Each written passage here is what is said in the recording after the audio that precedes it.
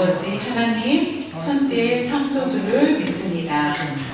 나는 그의 유일하신 아들 우리 주 예수 그리스도를 믿습니다. 그는 성령으로 잉태 되어 동정녀 마리아에게서 나시고 본으로 빌라도에게 고난을 받아 십자가에 못 박혀 죽으시고 장사된 지 사흘 만에 죽은 자 가운데서 다시 살아나셨으며 하늘에 오르시어 전능하신 아버지 하나님 우편에 앉아 계시다가 거기로부터 살아있는 자와 죽은 자를 심판하러 오십니다. 나는 성령을 믿으며 거룩한 공교회와 성도의 구제와 죄를 용서받는 것과 몸의 부활과 영생을 믿습니다. 아멘. 오늘 우리에게 주신 하나님의 말씀은 출애굽기 22장 16절에서 31절입니다. 설교 내용이 있어서 22장 31절을 보겠습니다. 너희는 내게 거룩한 사람이 될지니 들에서 짐승에게 찢긴 동물의 고기를 먹지 말고 그것을 개에게 던질지니라. 아멘.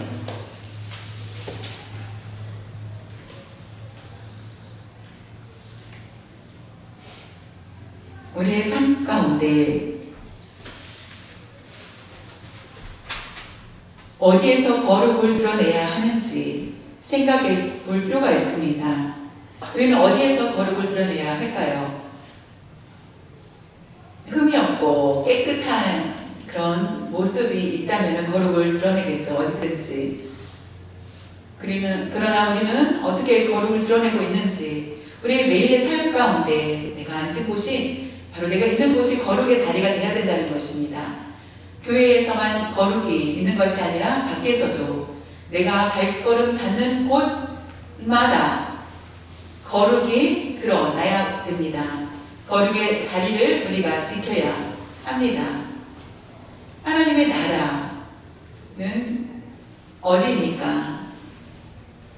하늘입니까? 그뿐만 아니라 하나님은 이 세상을 주관하시고 계십니다. 우리 하나님의 백성된 우리는 우리의 삶이 있는 곳이 바로 하나님의 나라입니다. 내가 행하고 내가 살고 하는 곳, 그것이 바로 하나님의 나라입니다. 우리가 하나님의 나라에 대해서 하나님의 나라가 임하시는 곳이 내가 있는 곳입니다. 내가 주님과 동행하는 곳이 하나님의 나라입니다. 그렇기 때문에 하나님의 나라에 우리가 살 때에 우리는 거룩을 드러내야 됩니다. 근데 그 거룩이 바로 십계명을 통해서 우리에게 말씀해주고 있습니다. 우리는 스스로 거룩해질 수가 없습니다. 하나님의 나라에 살지만은 우리가 거룩할 수 있는 것은 바로 하나님의 말씀, 십계명을 지키는 것입니다. 이것은 우리에게 율법을 주신 것은 구원이 아니라 우리를 지켜주시기 위해서 주신 것입니다. 하나님의 나라에 있길 원하느냐, 하나님의 백성이라면은 내가 하는 행동이 올바르지 않을까? 하나님의 나라의 백성답게 살라라고 우리에게 주셨습니다. 하나님의 시민인 우리는 거룩을 드러내면서 살아야 됩니다. 오늘 제목처럼 거룩의 자리를 지키라는 것입니다. 이 말씀은 아주 중요합니다. 출애굽기 22장 16절에서 31절을 통하여서 우리에게 주신 거룩의 자리는 어디인지를 함께 살펴보길 원합니다. 출애굽기 22장 16절 17절에 보면은 사람이 약혼하지 아니한 처녀를 빼어 동침하였으면 납폐금, 결혼을 위해서 필요한 그 돈을 납폐금을 주고 아내로 삼을 것이요. 이 여자가 너무나 예쁩니다. 너무 마음에 듭니다. 앞으로 정혼도 하지 약혼도 하지 않았습니다. 남자도 없다. 그것을 알고 그 여자를 깨어서 동침을 하였을 때는 그 여자에게 같이 동침하였기 때문에 돈을 줘라. 그리고 결혼을 아내로 삼으라. 납폐금을 주고, 돈이 얼마인지 여러분 궁금하죠? 납폐금이라는 게 신명기에 나와 있습니다. 신명기 22장 28절에서 29절에는 만일 남자가 약혼하지 아니한 처녀를 만나 그를 붙들고 동침하는 중에 그 두 사람이 발견되면 그 동침한 남자는 그 처녀의 아버지에게 은 50세겔을 주고 처녀를 아내로 삼을 그 아내를 참을 것이라. 그가 그 처녀를 욕보였은즉 평생에 그를 버리지 못하리라 라고 얘기를 하고 있습니다. 여기서 말씀에는 은 50세겔을 주라는 것. 지금의 은은 가치가 싸죠. 근데 그 상황 때는, 요 시대 때에는 은이 굉장히 비쌌습니다. 우리가 아는 것처럼 야곱의 아들이 있습니다. 요셉이 형들의 시기를 받게 됩니다. 그래서 결국에 미디안 사람에게 그 요셉을 팝니다. 얼마입니까? 은 20세겔입니다. 은 20세겔에 팔다. 그것은 왜 굉장히 큰 돈입니다. 은 20세겔이.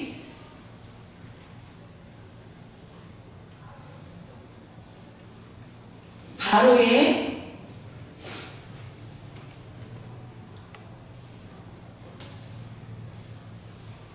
보디발 장군 집에 하인이 된다는 것은 싸게 종을 사지 않겠죠. 그래서 은 20이라는 가치가 굉장히 크다는 것을 우리에게 보여주고 있습니다. 우리가 부잣집에서 싼 차를 사지 않겠죠. 벤츠 같은 아주 비싼 차를 사겠죠. 그런 것처럼 은 20은 굉장히 큽니다. 근데 처녀를 이게 동침하였으면은 50세겔을 내야 된다고 합니다. 50세겔 굉장히 큰 돈이 됩니다. 그 가치가 굉장히 크다. 그 처녀의 가치를 굉장히 높이 크게 본 것을 보게 됩니다. 만일에 이 처녀의 아버지가 딸을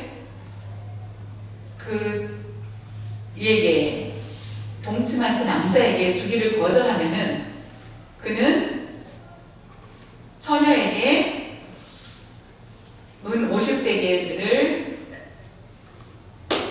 낼지어다 라고 말씀하고 있습니다. 그 처녀를 깨워서 동침하였습니다. 아버지가 화가 났습니다. 꾸중하였는데 그 남자를 보니까 괜찮으면은 은 50세겔을 받고 딸을 보냅니다. 아내를 삼게 합니다. 근데 내 딸을 결혼을 시키려고 하니 그 남자가 너무나 여러 가지로 맞지 않자, 합당하지 않자 자연히 인격적으로 들된 그런 남자라면은 오히려 결혼을 시키지 않고 은 50세겔을 주고 결혼은 아버지가 갖고 온 50세겔을 데리고 결혼을 시키지 않고 그냥 딸과 함께 살고 그 남자를 보내라는 법입니다. 그 은 50세겔은 굉장히 큰 돈인데 집을 다 갖춰야 될 정도의 그런 큰 돈입니다. 왜 이런 법이 있는지. 왜냐면 그 처녀는 만약에 자기가 원치 않는 동침을 하였는데 그 남자도 마음에 들지 않아서 결혼하지 않는다면은 그 마을 사람들은 이미 그 여자의 그 처녀에 대해서 소문이 날 것입니다. 그렇다면은 결혼하기가 쉽지 않겠죠. 그래서 옛날에는 대부분 집에 있었기 때문에 남자가 집으로 찾아와서 결혼을 해야 되는 그런 청혼을 해야만 결혼할 수 있는 그런 시대였습니다. 그렇기 때문에 그 처녀가 집에서 일어난 일들에 대해서도 마을에는 다 알아갈 수밖에 없었을 것입니다. 그렇기 때문에 그 처녀가를 아버지가 결혼을 시키기를 원치 않는다면은 이미 동네 사람들은 잘 알고 생활하기가 어려울 것입니다. 그래서 그 50세겔로 생활할 수 있도록 하는 그런 법입니다. 성이 꼭 나쁘다 이것은 아니지만은 성이 허락된 곳이 바로 부부 안에서만 이루어져야 된다는 것입니다.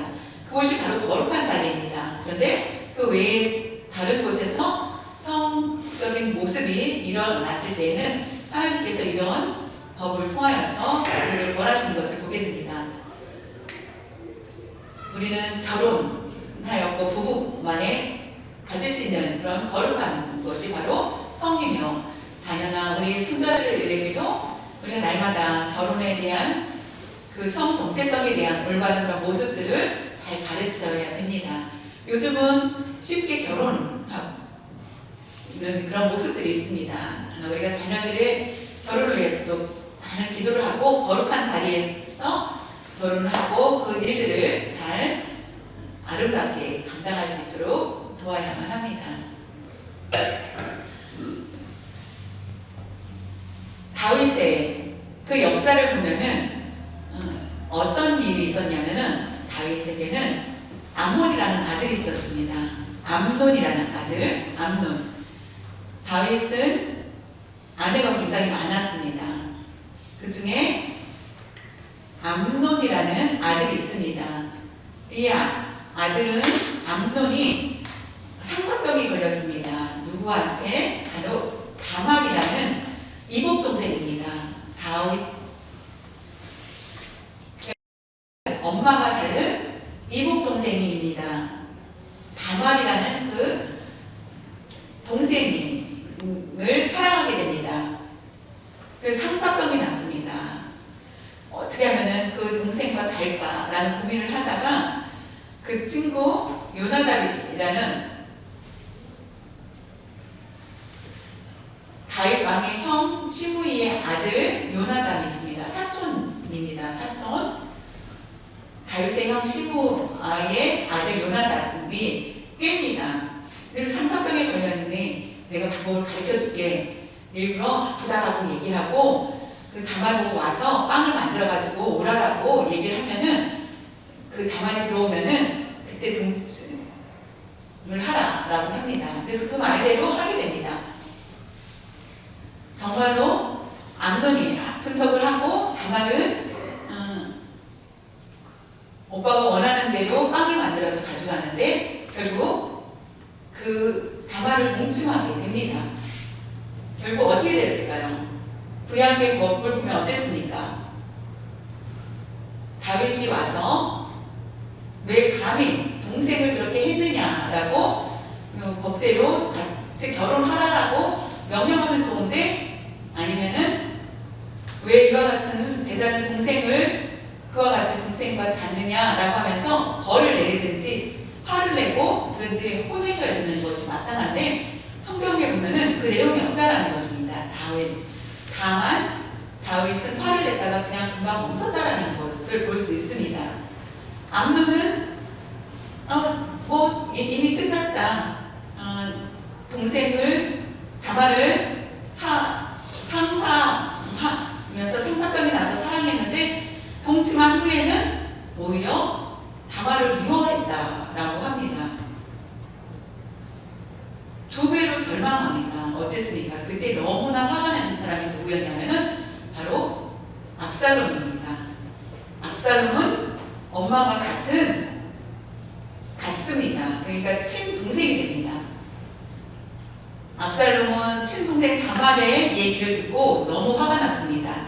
결국은 압살롬은 암논을 죽이게 됩니다. 형제이지만은 암논을 죽입니다. 아버지가 다윗 왕이 저와 같이 벌도 내리지 않고 그냥 화만 냈다 그만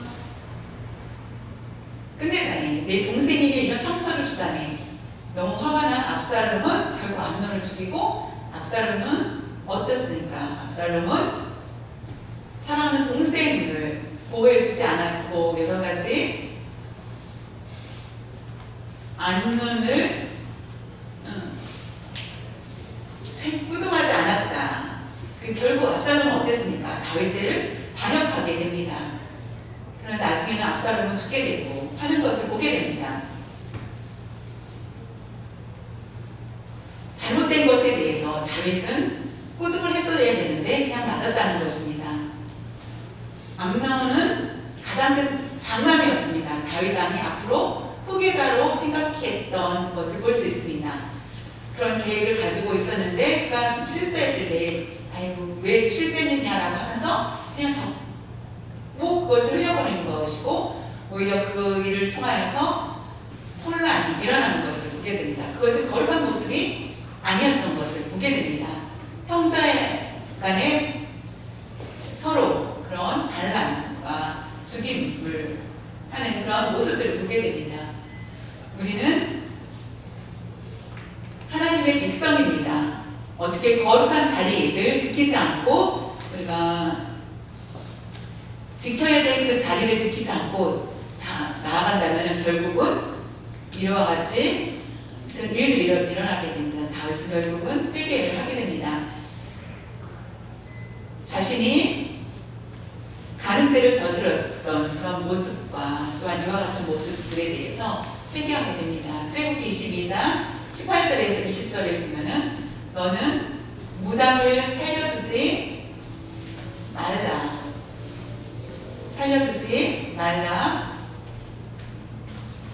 19절에 보면 짐승과 행음하는 자는 반드시 죽일지니라. 여호와 외에 다른 신에게 제사를 드리는 자는 멸할지니라 라고 말씀하고 있습니다. 이 세 가지는 동일하게 죽이라 라는 것입니다. 멸하라 라는 것입니다. 이것은 거룩한 자리가 또한 아닙니다. 이것도 무당 우리가 조심을 해야 됩니다. 우리가 무당을 가볍게 생각을 해서는 안 되고 하나님께서 가장 싫어하는 것입니다. 점집에 가는 이유가 뭡니까? 내가 앞으로 어떻게 될 것인지, 내가 잘 될 것인지, 안 될 것인지 그것에 대해서 알기를 원하고 갑니다. 또 내가 내 집이 어떤 문제가 있는데 어떤 문제가 있는지 한번 무당한테 물어봐서 그거를 그 문제를 알고 해결하는 게 더 낫겠다라고 생각을 하여서 무당 점집에 가게 됩니다. 무당을 만납니다. 그렇게 물어보는 거. 그랬을 때는 죽이라고 말씀합니다. 인터넷에 제가 이 말씀을 준비하면서 찾아보니까 한국에 점집이 100만 곳이 이상이라고 합니다. 회원과 회원이 아닌 사람 다 포함해서 한국에는 점집이 무당들이 100만 정도 된다고 합니다. 이게 2017년도에 조사된 것입니다. 그렇다면 한국 사람 50명 중에 1명꼴이라는 것입니다. 50명 중에 1명꼴.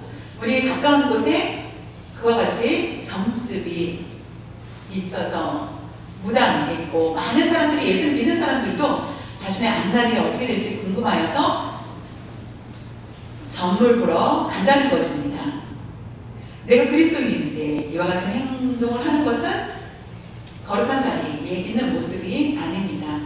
무당은 살려두지 말라라고 하였습니다. 그들은 국률한 사람들이 아니라는 것입니다. 왜냐하면 하나님을 경홀히 여기는 사람들입니다. 왜냐하면 자기들이 주관을 하기 때문에 세상 주관을 하는 그런 모습이기 때문에 저는 아주 어렸을 때에 10살인지 12살인지 잘 모르는데 엄마가 점집에 저를 데려갔습니다. 예수를 믿기 전에 저는 농아인이라 잘 몰랐는데 엄마가 막 우는 것입니다. 그래서 아주 어려서 잘 몰랐는데 나중에 형님한테 들었는데 왜냐면은 내가 농아인이기 때문에 농아인이면 앞으로 소망이 있을까라고 그랬는데 그 점쟁이가 얘기하기로 2년 안에 죽을 거라고 얘기했다고 합니다. 지금도 저는 살아있습니다. 그래서 엄마가 막 울고 하였습니다. 그 결국은 나 때문에 울었다. 2년만 살고 죽는다는 그 얘기에 엄마는 엄청 많이 눈물을 흘리셨지만은 이렇게 살고, 제가 아주 어렸을 때에 밖에 자주 나갔습니다. 근데 할머니가, 점치는 할머니가 저를 막 부르더니 저한테 손을 이렇게 내미는 것입니다. 최고라고 하면서 손을 내밀었더니 최고, 앞으로 최고가 될 거다라고 얘기를 하였습니다. 그렇게 점집에서 제 손톱을 보고서니 인터넷에서 보니까 이거 제가 알 수는 없었지만 제가 목사가 되기 위한 얘기인지 아니면은 이와 같이 가까운 곳에 점집들이 너무나 많이 있다라는 것을 볼 수 있습니다. 신문 인터넷에 보면은 우리가 재미로 보는 점괘, 오늘의 운세 이런 것들이 다 하나님 기뻐하시지 않는 거라는 것입니다. 우리는 그것을 조심해야 됩니다. 우리가 이미 상식적으로 이거 너무나 잘 아는 것입니다. 그런 것에 의지하는 것은 올바른 그런 믿음의 모습이 아니라는 것입니다. 한국에서 점집을 가는 것 자체를 하나님께서 기뻐하시지 않는다는 것입니다. 그리고 더 우리가 놀라운 것은 짐승과 행음하는 자라는 것은 수간을 얘기합니다. 수간. 동물하고 사람이 관계를 맺는 것, 성적인 행위를 하는 것입니다. 짐승과 같이 성행위를 하는 것을 얘기합니다. 그 자는 반드시 죽일지라. 수간이라고 얘기하는데, 수간은 옛날에, 아주 옛날부터 있었던 것 같습니다. 신에게 소나 양이라든가 바치기 위해서 그 소들과 양들하고 성행위를 하여서 바치는 것을 보게 됩니다. 바알신도 있죠. 바알은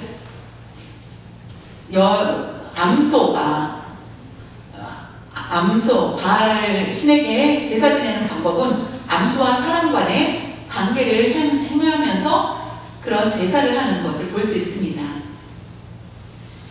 그렇기 때문에 옛날에 여자와 결혼하는 것, 성행위하는 것은 괜찮습니다. 남자와 남자, 여자와 여자끼리 하는 그런 모습, 그것이 옛날에는 우리가 봤을 때도 올바르지 않다, 징그럽다라는 그런 모습이었는데 지금은 어떻습니까? 많은 사람들이 생각이 바뀌어서 괜찮아 라고 생각합니다.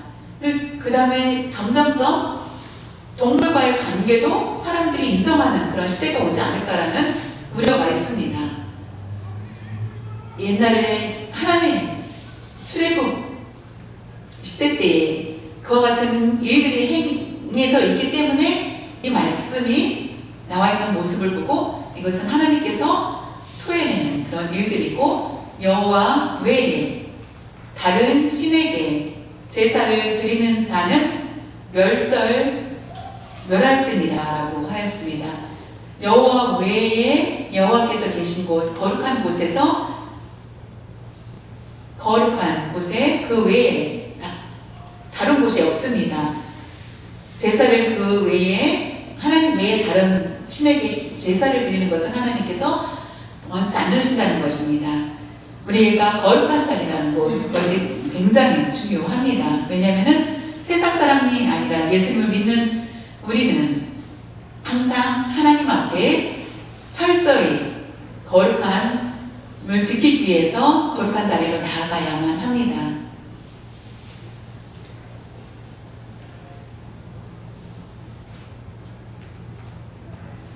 얼마나 비참한 그런 모습입니다. 그러니까 아주 가나안 땅에 들어가기 전에 출애굽 중에 광야에서 시내산에서 이와 같이 하나님께서 말씀하셨습니다. 이와 같은 것들을 법으로 말씀하셨습니다. 가나안 땅에 그런 모습이 있다. 애굽에도 이와 같은 일들이 있다라는 것. 이미 애굽 사람들도, 애굽에 있었을 때도 이스라엘 사람들은 그런 모습들을 많이 목격을 하였을 것입니다. 그래서 그들이 거룩해지기 위해서 하나님께서 철저히 그들에게 말씀하십니다. 출애굽기 22장 21절에 너는 이방 나그네를 압제하지 말며 그들을 학대하지 말라. 너희도 애굽 땅에서 나그네였음이라. 사회적으로 약한 자를 배려하라는 말씀입니다. 약한 자를 배려하는 것, 그것이 바로 거룩한 자리에 있는 것입니다. 낯선 자를 보고 무시하고 하는 것은 그것은 하나님의 말씀을 거역하는 것이고 하나님 기뻐하시는 일이 아닙니다. 이스라엘이 아닌 이방인, 너는 이방에 있는 이방 나그네를, 이방인이 온다면은 나의 혈통과 다르다고 해서 무시하거나 배고프다고 해서 먹을 것을 주지 않는다거나 하지 말라는 것입니다. 왜냐면은 자신을 돌아보라는 것입니다. 자신들도 애굽에서 이방인이었고 그곳에서 배고픈 그런 나그네의 삶을 살았다라는 것을 기억을 하고 그와 같은 이방인들을 잘 대접하라는 것입니다. 우리가 예수를 믿기 전에는 우리는 어떤 사람이었습니까? 우리는 정말로 올바른 그런 사람이 아닙니다. 아마 하나님의 눈으로 봤을 때는 하나님이 기뻐 받으실 수 있는 우리의 모습이 하나도 없었을 것입니다. 그러나 우리를 긍휼히 여겨주시고 예수 그리스도의 보혈로 우리를 하나님의 자녀로 삼아주셨습니다. 우리가 지금까지 살아온 것, 그것이 바로 하나님의 은혜이며 하나님께 영광 돌리고 하나님을 위해서 열심히 살아야 되는 것이 합당한 일입니다. 그런데도 불구하고 다른 사람을 보고 올바르지 않다라고 비방을 하는 것, 그것은 마땅하지 않다는 것입니다. 그것은 내가 최고라는 생각에서 나오는 것입니다. 내가 어떤 사람인지 다시 한번 생각하라라는 말씀입니다. 우리가 우리의 기준에서 괴팍하다고 생각하는 것, 우리가 그런 기준이 합당하지 않다. 나보다 필요 없다라고 생각한, 내가 봤을 때 필요 없다고 생각하는 사람이 누가 있겠습니까? 나 또한 나그네의 그런 삶을 살기 때문에 하나님 보시기에는 똑같은 사람입니다. 그렇기 때문에 우리가 믿음을 잘 지키고 감사한 마음으로 그들을 긍휼히 여기면서 기도로 도와야 합니다. 출애굽기 22장 22절에서 24절에는 너는 과부나 고아를 해롭게 하지 말라. 그들에게 해를 주지 말라는 것입니다. 과부나 고아를, 내가 만일 과부나 고아를 그들을 해롭게 함으로, 과부나 고아를 해롭게 함으로 그들이 주님 앞에 하나님께 부르짖는다면은 스스로 하나님의 그 사람으로부터 무시를 당해서 그가 눈물을 흘린다면은 하나님을 이렇게 부르짖지 않아도 그 고통을 하나님은 그 과부나 고아의 고통을 듣고 계시다는 말씀입니다. 반드시 그 부르짖음을 들으신다는 것입니다. 믿지 않는 사람, 문제가 많은 사람 우리가 무시합니다. 그랬을 때 예수를 믿는 사람이 그와 같이 행할 수 있어? 라고 하는 그 얘기를 하나님이 들으신다는 것입니다. 믿지 않는 사람이 믿는 사람을 두고 하는 그런 말도 듣는다는 것, 그 부르짖음을 들읍니다. 근데 그 다음에 더 무서운 말씀을 줍니다. 나의 노가 맹렬함으로 내가 칼로 너희를 죽이리니 너희의 아내는 과부가 되고 너희 자녀는 고아가 되리라. 아주 무서운 말씀입니다. 과부와 고아를 무시하였습니다. 그들이 부르짖습니다. 그것을 들으신 하나님은 그에게 아내는 과부가 되고 자녀들은 고아가 되게 하신다는 것입니다. 너도 그 입장이 되보라 라는 것입니다. 사회적으로 약한 자를 무시하지 말라는 하나님의 말씀입니다. 이것을 우리에게 강하게 가르쳐주고 있습니다. 우리는 거룩한 자리에 있습니다. 우리의 행위가 예수님 보시기에 거룩해야 됩니다. 우리가 사람들을 무시하였을 때 그것이 거룩을 잃게 된다는 것을 우리에게 말씀해 주고 있습니다. 과부와 부하를 무시하면 하나님이 나를 보시고 그것을 갚으신다라는 그 말씀입니다. 가장 좋은 방법은 하나님께서 나에 대해서 부정적거나 절망적이지 않도록 거룩한 자리를 지킬 수밖에 없다는 것입니다. 지켜야 된다는 것, 그것이 바로 가장 하나님께서 좋아하시는 곳이고 하나님이 좋아하시는 곳, 그곳이 바로 거룩한 자리입니다. 과부나 부하를 배려하는 것, 예수님도 과부와 부하를 사랑하셨습니다. 그들을 따뜻하게 대해주셨습니다. 출애굽기 22장 25절과 27절에 보면은 내가 만일 너와 함께한 내 백성 중에서 가난한 자에게 돈을 부어주면 너는 그에게 채권자 같이 하지 말며 이자를 받지 말 것이며. 가난한 사람가 있습니다. 돈이 필요하다고 와서 돈을 빌리러 왔습니다. 돈을 있다면 돈을 빌려줍니다. 돈을 빨리 갚으라고 말하지 말라라는 것입니다.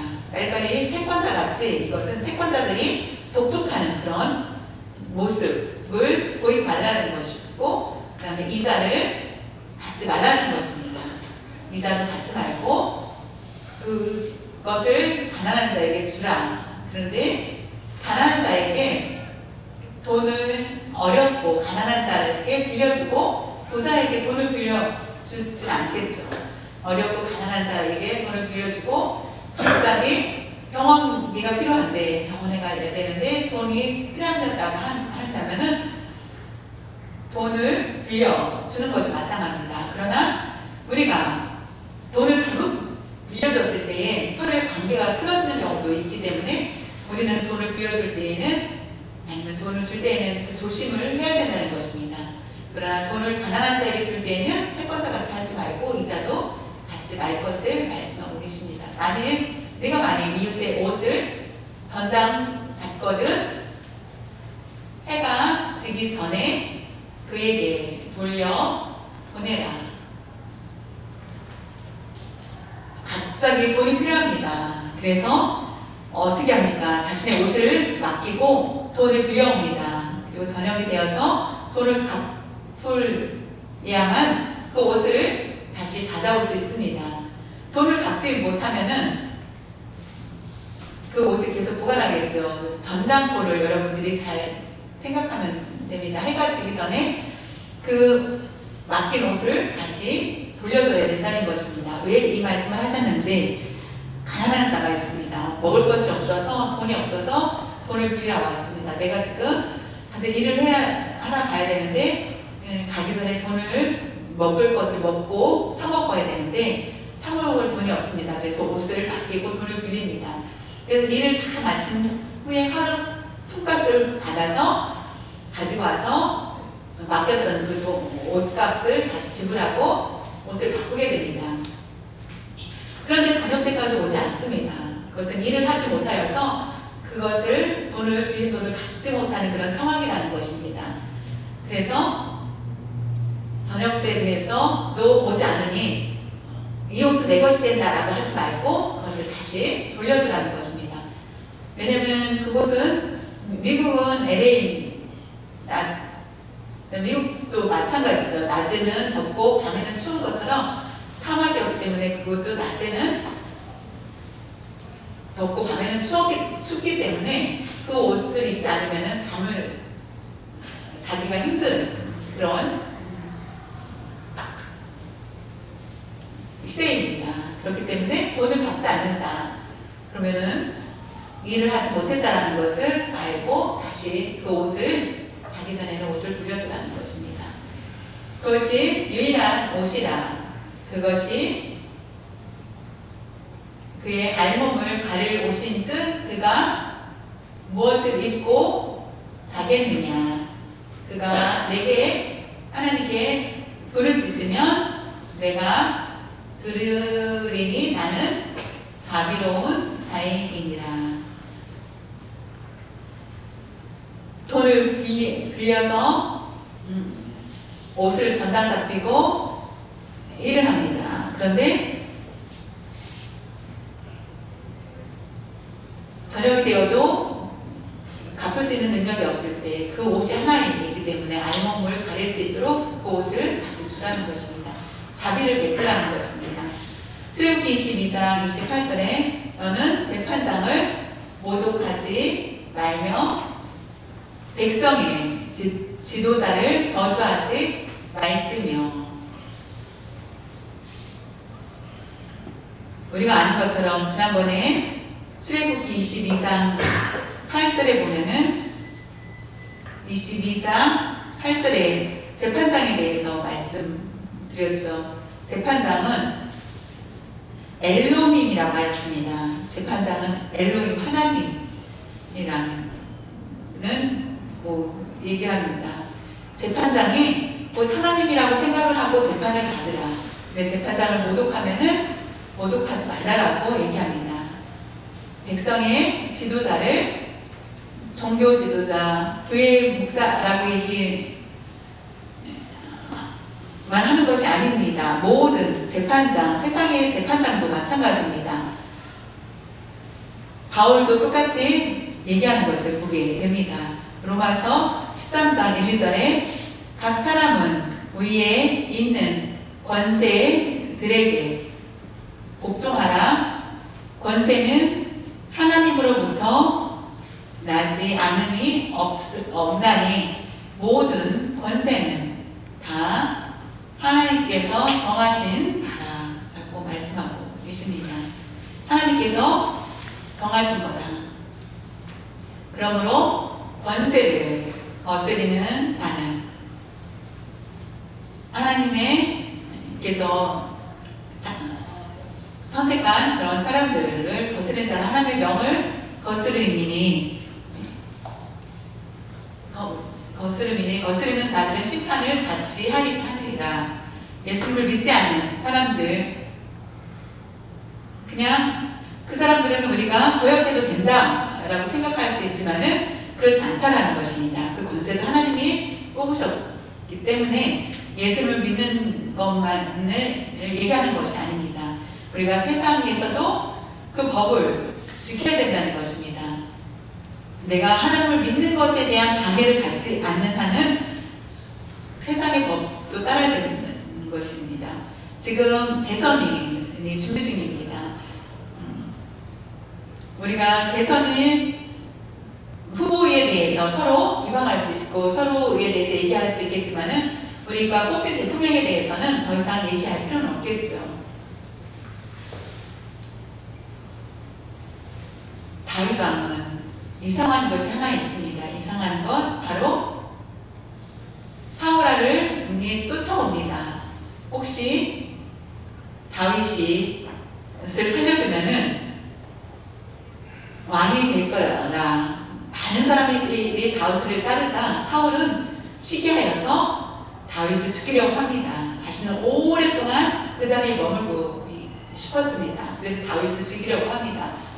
사울은 왕이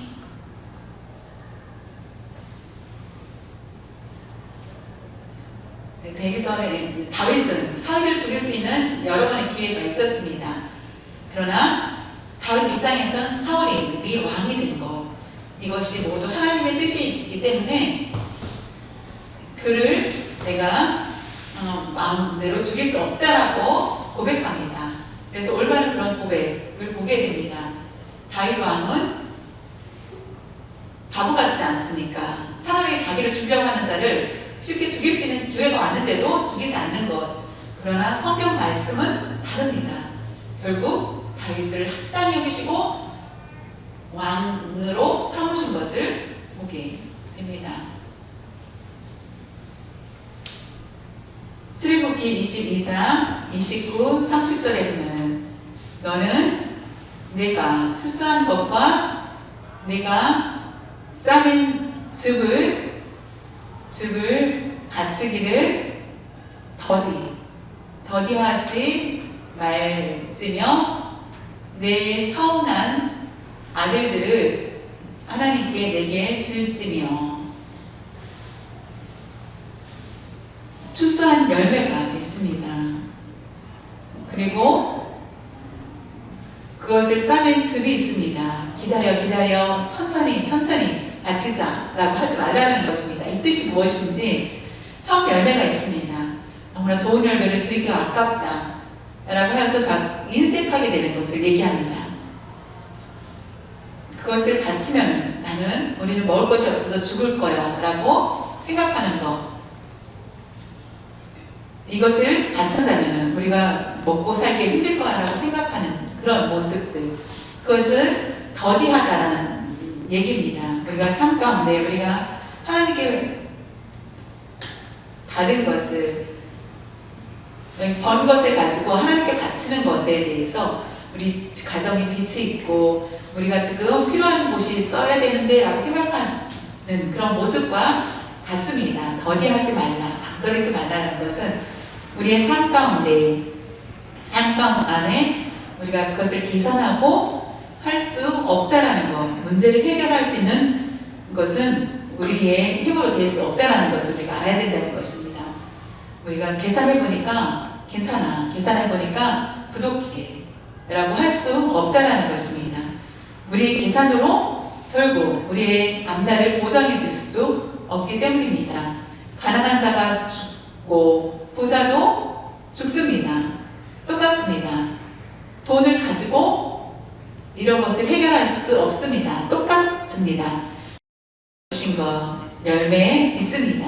그 은혜를 감사하며 추수한 것과 짜낸 즙을 하나님께 바치는 것, 좋은 것을 바치고 내가 살든지 죽든지 하나님께 맡기는 것, 그것이 바로 올바른 모습이라는 것입니다. 내가 이것을 바치면 나는 먹고 살 수 없으니까 하나님께서 나를 이해해 주실 거야 라고 생각하지 마시길 바랍니다. 지난주에 말씀드린 것을 또 말씀드리게 되는데 여러분이 오해하지 마시길 바랍니다. 11조가 하나만 하나님 것이고 9개 내 것이 아니라는 것입니다. 모든 것이 하나님 것인데 하나님께서는 9을 우리에게 주셨다는 것입니다. 그것이 얼마나 감사한 것입니까? 우리를 긍휼히 여기셔서 하나님은 그 일만 받으시는 것입니다. 두 번째로는 바친다. 왜 하나님은 바치라고 자꾸 하실까? 바친다는 것은 모든 것이 하나님의 것이고 감사할 줄 안다는 것입니다. 나는 내일을 알지 못하지만은 내가 고통스러워서 걱정될 수 있지만은 하나님께서 나를 모든 것들을 채워줄 것을 믿고 모든 것을 맡기고 하나님께 맡기겠다라는 그런 믿음입니다. 믿음으로 하나님께 드리는 것입니다. 해볼까? 어려우면은 조금 이따 해보지 라고 하는 것은 우리의 자리 자체가 거룩의 자리가 아니라는 것입니다. 거룩한 모습으로 하나님께 드리는 것이 아니라는 것입니다. 하나님 말씀대로, 명령하신 대로, 그러나 우리가 억지로 하지 말라는 것입니다. 자원하는 마음으로 기쁨으로 드려야 하나님께서 받으십니다. 우리가 감사함이 넘칠 때에 감사함이 은으로 드리게 됩니다. 자원하라는 것은 11조를 드리고, 자원하라는 것은 다른 것은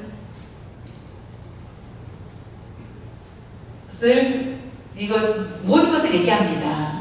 감사하는 마음으로 드리는 것, 그 안에 11조도 되고 감사한 것도 되고 모든 것이 된다는 것입니다. 우리가 물질만 바라보지 말고 하나님의 것을 하나님께 드린다는 것을, 그런 의식, 생각이 전환이 있어야 됩니다. 우리의 물질이 하나님 것이라고 하면은 오히려 물질로 시험 들지 않고 평안한 가운데 인도함을 받게 됩니다. 아름다운 그런 모습으로 나아가게 됩니다. 그렇다면 우리는 거룩한 자리에 있게 됩니다. 처음 난 아들들을 내게 줄지라, 이 자녀들도 하나님의 것이라는 것을 얘기합니다. 하나님께서 이 자녀들을 지켜주겠다라는 것입니다. 옛날에는 할례를 얘기하였습니다.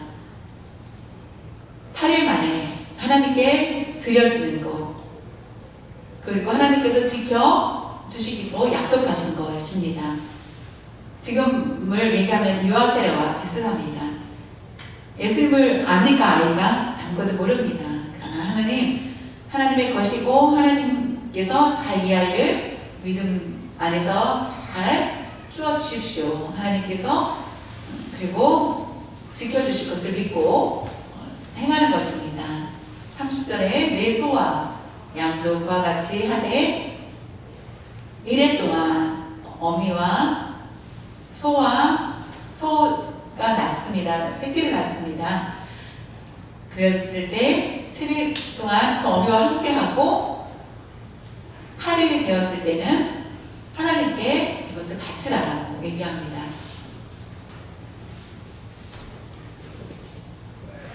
소가 새끼를 낳습니다. 지금 당장 하나님께 바치는 것이 아니라 8일 동안 어미젖을 먹고 조금 걸을 수 있는 그런 모습이 되었을 때, 8일이 되었을 때 하나님께 그 새끼를 바치라는 것입니다. 하나님께서는 첫 번째를 가장 중요하게 여기는 것을 보게 됩니다.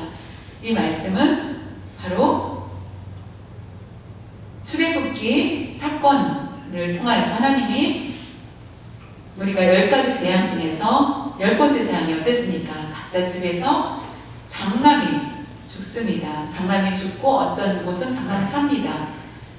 왜 장남이 죽고 장남이 삽니까? 양의 문설주에 양의 피를 바른 집은 장남이 죽지 않고 그 말씀대로 하지 않은 곳에서는 모든 곳에 장남이 죽습니다. 그것이 바로 6월절 어린 양의 피를 통하여서 결국은 그곳을 넘어가는 것을 보게 됩니다. 그래서 가장 먼저 좋은 것, 가장 첫 번째 되는 것을 하나님께 드리는 것, 그것이 중요하다는 것입니다. 우리가 항상 우리가 일하기 전에 우리 마음속에 하나님께 기도하면서 첫 번째 하나님께 기도하고 내가 첫 시간을 하나님께 드리고 모든 것을 첫 번째로 하나님께 드리는 그런 모습들이 얼마나 중요한지, 그럴 때 우리는 하나님께 영광 돌리며 그런 아름다운 그런 삶을 살 수 있습니다. 그 자리가 바로 거룩한 자리입니다. 하나님이 임하실 수 없는 그런 자리를 만드는 곳이 아니라 거룩하여서 하나님이 임할 수 있는 그 자리를 우리가 만드는 것입니다.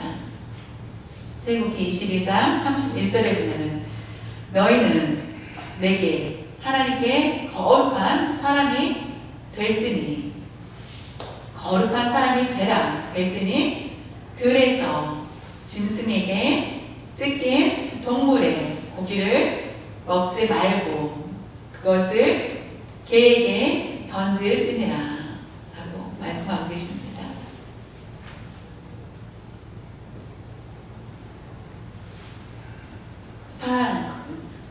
뭐라고 말씀하셨습니까? 거룩한 너희는 하나님 앞에 거룩한 사람이 되라라고 합니다. 거룩한 자리를 지키라라고 말씀하고 계십니다. 오늘날도 마찬가지입니다. 그 다음에는 짐승에게 찢긴 동물의 고기를 먹지 말고 그것을 개에게 던질지니라 라고 하는 것은 이스라엘 광야에 늑대에 찍혀서 죽은 짐승들이 있습니다. 버리기 아까워서 그것을 먹게 되는데 그것을 먹지 말라라고 말씀하십니다. 그 짐승에게 찢긴 동물은 개에게 주라라고 합니다. 그것은 더럽게 하지 말라라는 의미입니다. 그래서 영적으로 봤을 때는 우리에게 주신 말씀은 짐승에게 찢긴 동물이라는 것은 더럽다라는 것은 하나님 앞에 더러운 것을 드리지 말라. 더러운 사람은 버리라. 하나님께서 거룩한 사람을 받으시고 거룩하지 않으면 하나님께서 받지 않으신다라는 그런 말씀입니다. 그것은 이 말씀은 불행한 일이 될 수밖에 없습니다. 하나님이 받으시는 것이 다행이고 받지 않으신다면 큰일입니다. 가인과 아벨의 제사는 너무나 우리가 잘 알고 있습니다. 가인의 제사를 받지 않으셨습니다. 그래서 받지 않으시자 가인은 어땠습니까? 결국은 불행한 그런 모습들을 행하게 됩니다. 아벨을 죽이게 되는 그런 모습을 보게 됩니다. 받고 받지 않고의 차이는 굉장히 큽니다. 나의 삶을 하나님께서 받으시길 원해야 됩니다. 하나님 저를 받아주십시오. 그렇다면 내 자리가 거룩한지를 살펴봐야 합니다. 오늘 말씀은 저와 여러분에게 모든 삶 가운데 우리가 걷고 뛰고 행하고 하는 곳, 그러나 어디에 있든지 우리의 자리가 거룩해야 된다는 것입니다. 교회만이 거룩한 자리이고 거룩한 곳이 교회만 될 수 없고 교회 안에서 찬양하며 하는 그런 모습이 아니라는 것입니다. 교회든지 밖에든지 집이든지 어디든지 친구를 만나든지 연약한 자를 만나든지 사람을 만나든지 모든 곳이 거룩한 자리라는 것을 알고 스스로 잘 지켜야 됩니다. 내가 받는 곳, 이 모든 것이 거룩해져야 됩니다. 우상이 가득한 곳에 내가 갔습니다. 그곳이 제가 그러면 거룩을 잃는 것이 됩니까? 아닙니다. 내가 거룩하면은 내가 밟은 그곳이 거룩한 곳이 된다는 것입니다. 그곳이 바로 하나님이 함께 하십니다. 요셉은 팔려갔습니다. 애굽에서 삽니다. 우상이 가득한 곳입니다. 말할 수 없는 그런 곳에서 있었을 때에 우상이 가득한 곳에서도 항상 거룩함을 지켰습니다. 하나님께서 그를 보고 합당히 여기시고 결국에는 요셉은 부하게 됩니다. 그가 가는 그 집이 복을 받는 것을 보게 됩니다. 여호와가 함께 하셨기 때문에 요셉이 있는 곳에서는 복이 임하였고 그는 거룩한 자리를 알았습니다. 그래서 보디발 아내의 그런 유혹에도 넘어가지 않을 수 있었습니다. 우리는 거룩한 자리에 있을 때에 하나님께서 놀라운 역사들을 우리를 통해서 보여주실 것입니다. 우리가 우리의 가정에 안 보이는 곳에서 가정 사람들이 안 보인다고 생각하면서 괜찮아라고 생각하지 마십시오. 하나님은 어디든지 우리를 보고 계십니다. 부부가 있어야 될 곳에 있어야 되고 하나님은 우리를 모든 곳에서 보고 계시다는 것입니다. 우리가 연약한 자를 무시해서는 안 되고 하는 것. 우리가 교회에서는 잘하는데 밖에서는 잘하지 못한다면 그런 모습도 우리에게는 변화되어야 됩니다. 어디를 가든지 내 발을 닿는 곳이 하나님 보셨을 때에 거룩하게 여길 수 있는 그런 우리의 모습들이 되어야 됩니다. 그것이 바로 우리 삶 가운데서 지켜야 될 것입니다. 그럴 때 하나님께서 우리가 상상을 못하는 큰 은혜를 베풀어 주실 줄 믿습니다. 같이 기도드리겠습니다. 하나님 아버지 감사합니다. 자신의 능력으로 거룩한 자리에게 설 수 없습니다. 불가능합니다. 그러나 우리를 긍휼히 여겨 주시옵시고 예수 그리스도의 보혈로 저희의 죄를 씻겨 주시옵시고 모든 것들 하나님의 자녀로서 거룩한 자리에 설 수 있도록 인도하여 주심을 감사드립니다. 오늘 말씀을 통하여서 참으로 우리가 거룩한 자리에서 이탈되어 있지는 않은지 자신을 점검하는 그런 시간이 되게 하여 주시고 성령님 저희를 붙들어 주셔서 깨닫게 하여 주시옵소서. 우리를 가르쳐 주시옵소서. 날마다 거룩한 자리에 우리가 철저히 있게 하여 주시고 주의 임재 안에 우리가 살아갈 수 있도록 도와주시옵소서.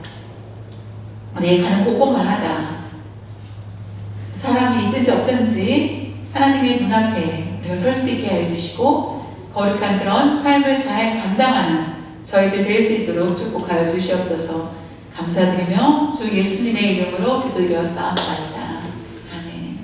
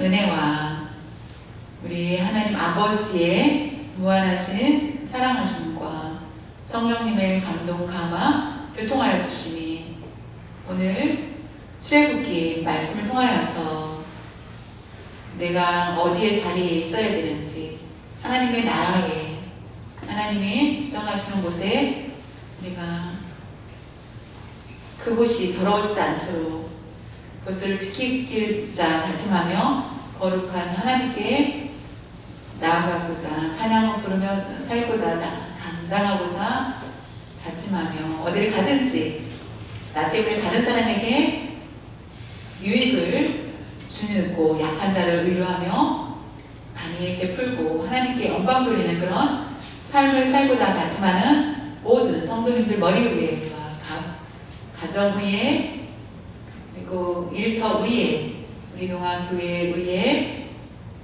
장소를 제공해 주시는 플로튼 장로교회 위에 중국 동아교회들 위에 인터넷으로 예배 드리는 많은 성도님들 위에 지금부터 영원토록 함께 하시기를 축원하옵나이다.